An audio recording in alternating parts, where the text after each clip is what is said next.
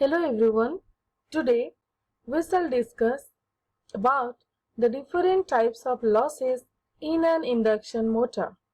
So basically there are three losses in an induction motor: magnetic losses, which are constant losses; mechanical losses, which are again constant losses; and the electrical losses, or we can say the electrical losses are variable losses, as this value is depending upon certain electrical parameters. When those value will be changing, the electrical losses value will also be changing.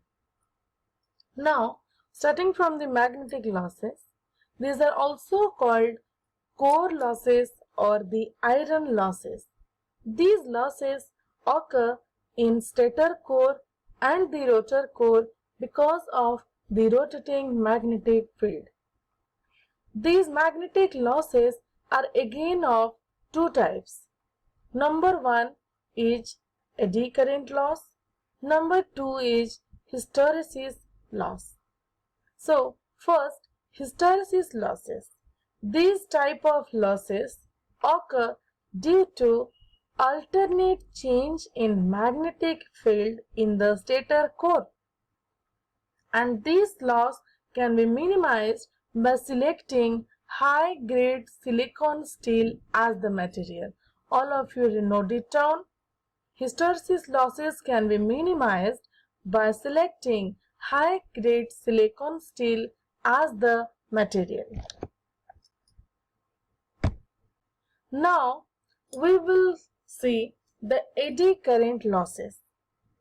Eddy current losses occur due to flow of the eddy currents, or we can say the circulating current, through body of the stator core, and these losses can be minimized by using laminated construction of the stator core.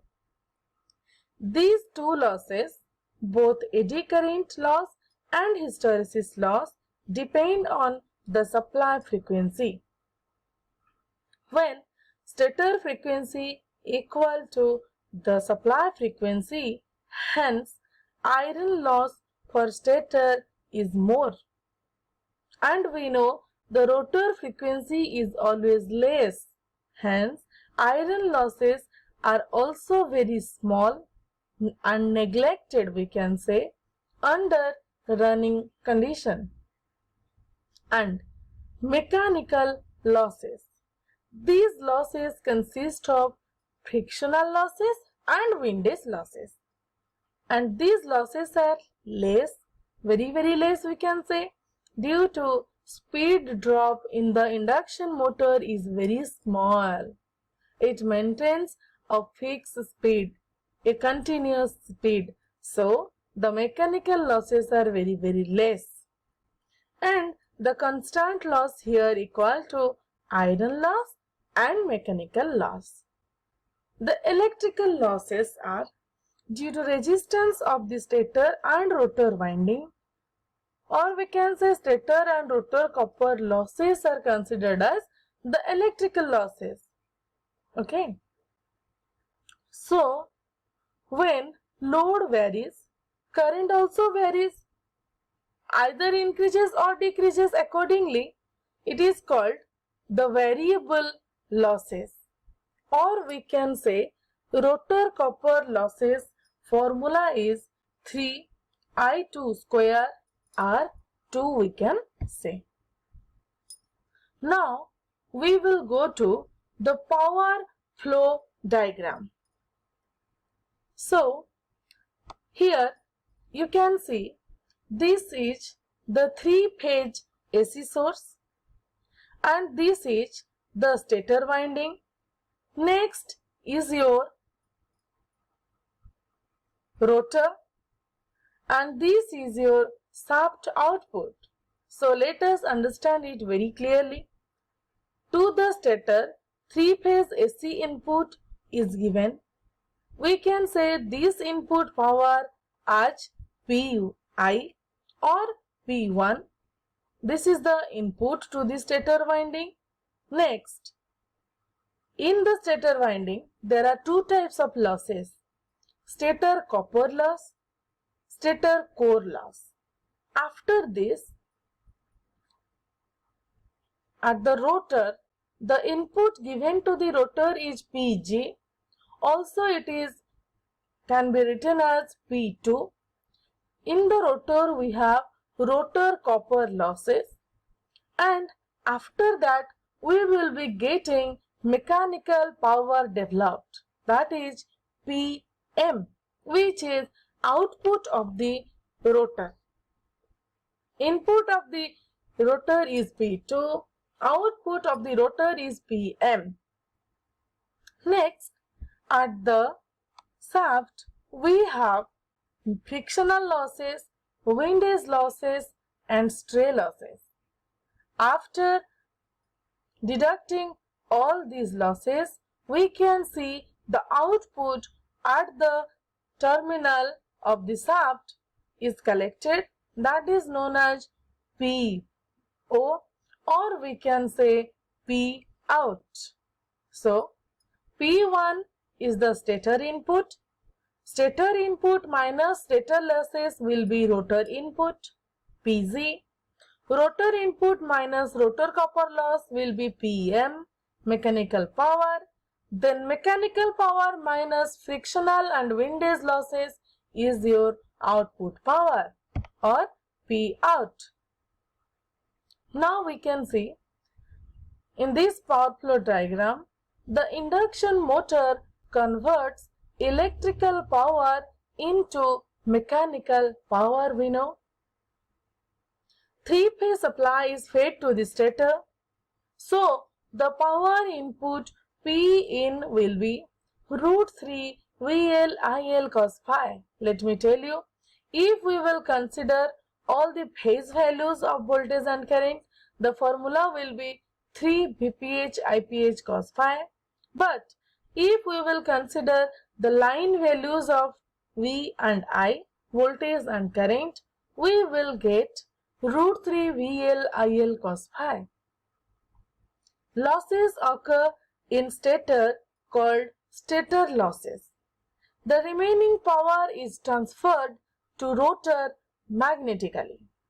It is called the output of the stator or input to the rotor, which can be written as either Pg or P2.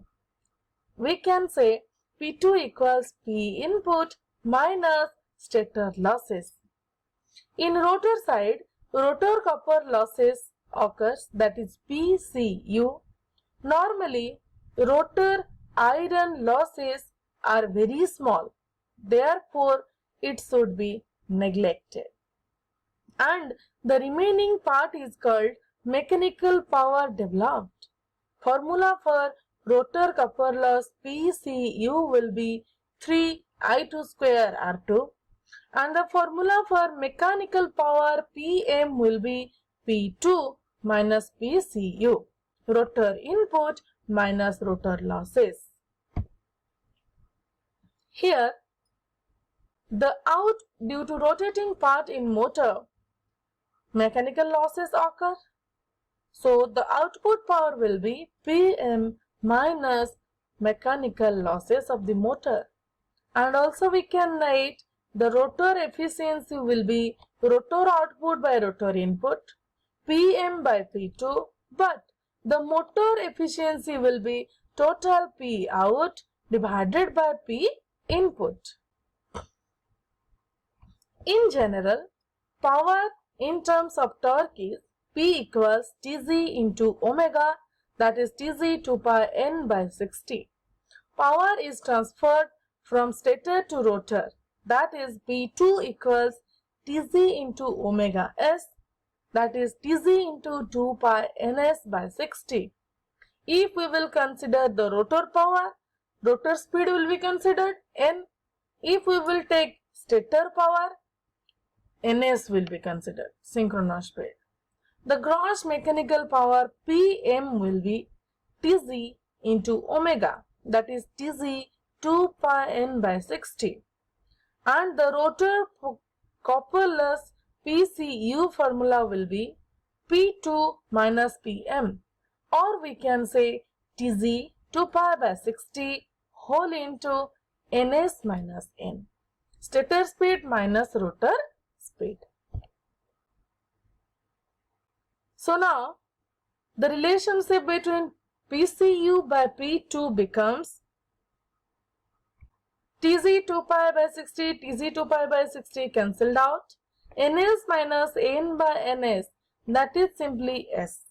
Or we can say copper loss, rotor copper loss equals S into P2. Similarly, we can also say the Pm is P2 1 minus S. So, the ratio of Pcu and Pm becomes S by 1 minus S.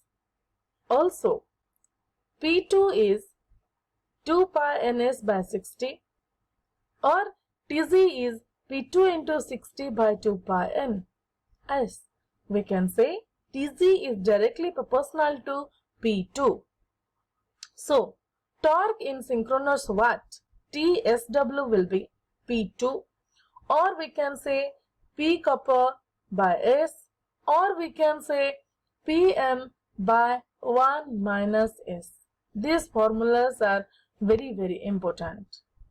Thank you so much.